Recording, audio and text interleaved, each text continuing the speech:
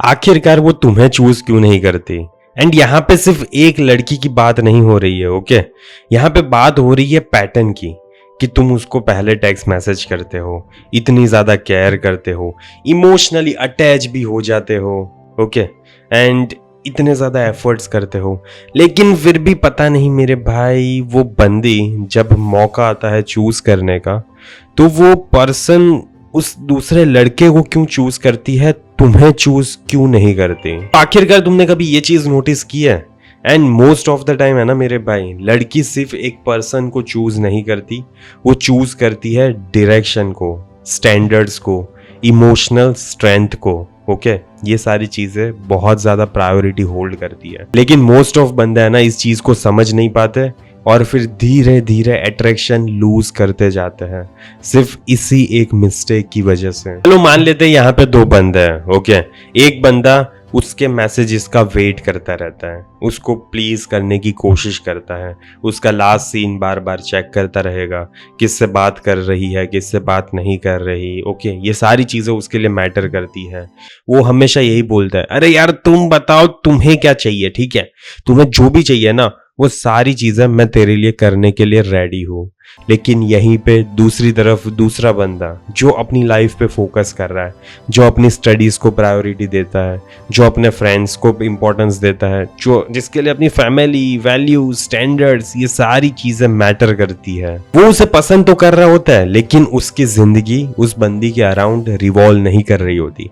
अब मुझे भाई, मेरे भाई, तुम कमेंट में आंसर देना कि लड़की किस पर्सन के साथ इमोशनली ज्यादा कंफर्टेबल फील करेगी, ओके। कौन सा ऐसा पर्सन होगा जिसमें ज्यादा इमोशनल स्ट्रेंथ शो होगी। तुम खुद ही मुझे इसका आंसर दो, ओके। मुझे कमेंट में तुम्हारा आंसर चाहिए। एंड अगर तुम्हारा जवाब सेकंड वाला बंदा था ना, तो तुम्हारा जवाब सही है, क्योंकि लड़की रियली में ऐसे बंदे को ही पसंद करती है, okay. Who can lead themselves, ऐसा बंदा नहीं जो हमेशा उसी पे डिपेंड रहता है, ओके। ऐसा बंदा कभी भी लड़की अट्रैक्टिव फाइंड कर ही नहीं सकती। तो इसी वजह से सेकंड वाला बंदा तुम्हें हमेशा बन के रहना होता है। देखो मोस्ट ऑफ द टाइम है ना, बंदे ऐसे होते ही है कि वो रियली में अपनी लाइफ में फोकस कर रहे हैं, लेकिन मेन दिक्कत क्या आती है ना कि उनकी लाइफ में वो एक्साइटमेंट नहीं होती, उनकी लाइफ में वो मजा नहीं आ रहा होता उनको, ओके। एंड इसी वजह से वो जिंदगी जी रहे होता है, ठीक है, बाहर पढ़ने जाएंगे, सब कुछ करेंगे, जॉब कर रहे होंगे, लेकिन जैसे ही फिर उनकी लाइफ में एक लड़की आती है ना, तो फिर वो क्या करता है पता है, वो लड़की को ज्यादा इंपॉर्टेंस देने लगता है, क्योंकि वो लड़की की वजह से ही उसकी लाइफ में एक्साइटमेंट आ रही है। एंड उसे यही लगता है कि यार अगर ये लड़की मेरी लाइफ में से चली गई ना, तो मेरी लाइफ में से कहीं ना कहीं ये एक्साइटमेंट भी चली जाएगी, एंड मेरे पास और जीने में मजा तो आ नहीं रहा यार मुझे, क्योंकि जिंदगी में इतना ज्यादा मजेदार कुछ है ही नहीं, ओके। ये क्या वही गोल्स, क्या वही एम्बिशंस, क्या वही सारी रोज रूटीन वाली चीजें, क्यों इन्हीं सारी चीजों में मैं फंसा पड़ा हूँ, ओके। क्यों यही सारी चीजें मैं कर रहा हूँ। ये बंदी देख मुझे इमोशनली इतना ज्यादा अच्छा फील करवाती है, कभी कभी चली भी जाती है, तो फिर मैं उसको चेज करता हूँ कुत्ते की तरह, ओके। ऐसा मैं चेज भी करता हूँ, क्यों? क्योंकि मुझे वो जो अच्छा फीलिंग है ना, वो मुझे बार बार चाहिए होती है। एंड इसी वजह से है ना, तुम कहीं ना कहीं मेरे भाई एडिक्टेड हो गए हो उस फीलिंग से जो वो बंदी तुम्हें दे रही है, okay. You are just addicted to the feeling. तुम ये नहीं सोच रहे कि तुमने उस पर्सन को इतना ज्यादा इंपॉर्टेंस दे दिया है ना, एंड इसी वजह से इंपॉर्टेंस के चक्कर में है ना वो प्रेशर फील कर रही है, ओके। उससे प्रेशर फील हो रहा है कि ये बंदा क्यों यार इतना ज्यादा मेरे में घुस रहा है, क्यों मेरे बारे में ही सारी चीजें पूछता रहता है, क्यों सारे फैसले मेरे पे ही छोड़ दिए। तो ऐसा सोचने लगती है बंदी कि आखिरकार ये क्यों ऐसी हरकतें कर रहा है, ओके। एंड जब भी इतना ज्यादा वो प्रेशर फील करती है ना, तब वो कभी भी ऐसा फील नहीं कर सकती कि यही है जो बंदा मुझे चाहिए। क्यों? बिकॉज वो तुम्हारे पे डिपेंड हो ही नहीं सकती यार। कैसे हो पाएगी वो तुम्हारे पे डिपेंड अगर तुम खुद अपनी लाइफ में लीड नहीं कर सकते, तुम्हारी खुद की लाइफ में डायरेक्शन नहीं है, तुम्हें नहीं पता है कि क्या मुझे करना चाहिए, क्या मुझे नहीं करना चाहिए, मेरे लाइफ में गोल्स क्या है, मुझे मेरी लाइफ में मुझे ज्यादा प्रायोरिटी देनी चाहिए, किसी भी लड़की को नहीं। अभी 1 साल हुआ है, 2 साल हुआ है, 5 साल हुआ है उस लड़की को मेरी लाइफ में आए, एंड मैंने अभी से उसको अपनी पूरी जिंदगी बना लिया। कैसे कर सकता हूं मैं अपने साथ इतना बड़ा विश्वासघात, ओके, कि तुमने अपने आप को प्रायोरिटी से हटा दिया, अपनी फैमिली को हटा दिया, अपने गोल्स को हटा दिया, एंड उस बंदी को पहली सीट पे बिठा दिया।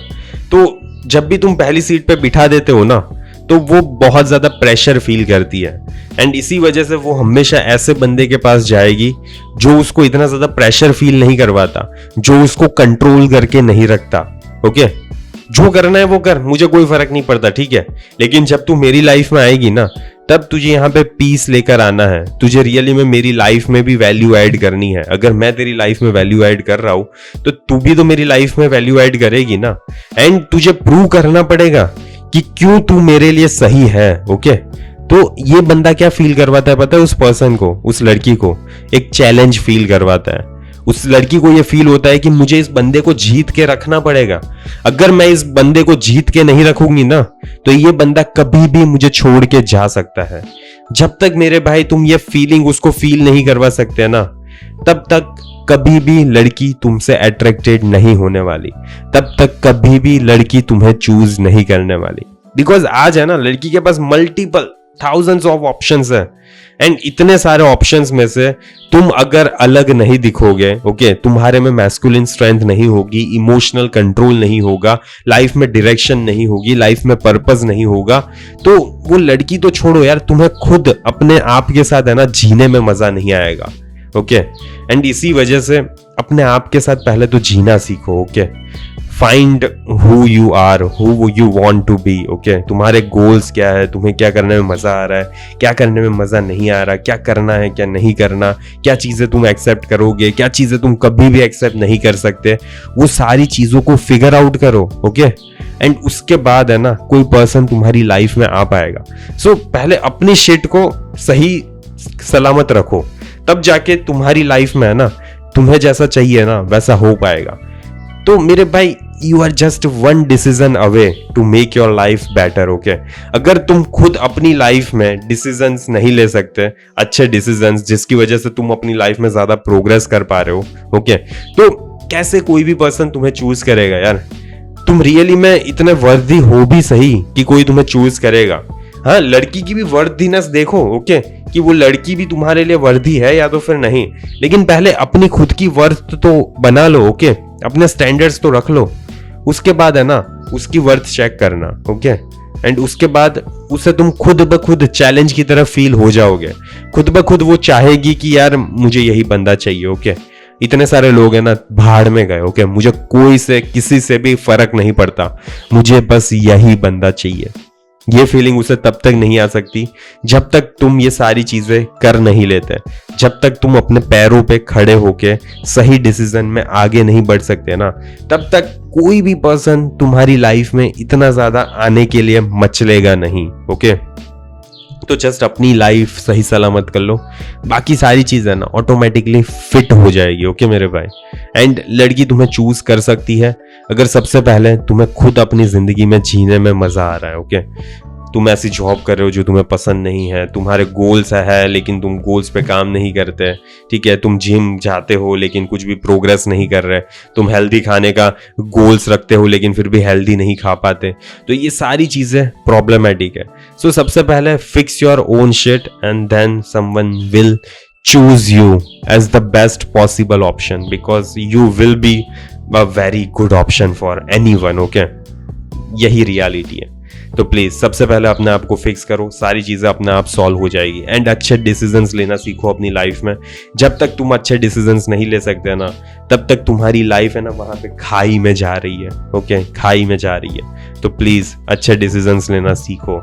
ओके मेरे भाई, एंड अगर तुम्हारी लाइफ में तुम ऐसे प्रॉब्लम फेस कर रहे हो ना कि वो लड़की तुम्हारे साथ बात करती है, टाइम स्पेंड करती है, लेकिन फिर भी तुम्हें चूज नहीं करती, तो तुमने कुछ सर्टेन चीजें, सर्टेन मिस्टेक्स की थी पास्ट में, इसी वजह से आज दिक्कत आ रही है। ओके, तो सबसे पहले अभी कुछ चेंज करने का टाइम आ गया है, अभी जाके वो लड़की तुम्हारी लाइफ में आना चाहेगी। ओके, तो सबसे पहले वो चीजें चेंज करो। ओके, एंड अगर तुम्हें सीखना है कि कौन सी चीजें चेंज करनी है, क्या करना है क्या नहीं करना, एंड कैसे एक अट्रैक्शन बिल्ड करना है, कैसे कोई भी पर्सन तुम्हारी लाइफ में आ सकता है, तो इसके ऊपर मैंने पूरा डेडिकेटेड सिस्टम बनाया हुआ है। She likes you but won't choose you, the power shift, and बताया मैंने कि कैसे पावर शिफ्ट करना है, कैसे जो पास्ट की गलती है उनको प्रेजेंट में सही करना है, प्रेजेंट में क्या करना है क्या नहीं करना, सारा रोड मैप दिया है। अगर तुम्हें चाहिए डायरेक्शन ओके इस फील्ड में, तो तुम वो सिस्टम को चेक कर सकते हो, लिंक तुम्हें कमेंट में पिन मिल जाएगी। एंड मुझे आशा है कि तुम अपने लाइफ में ना अच्छे डिसीजंस लेना सीखोगे।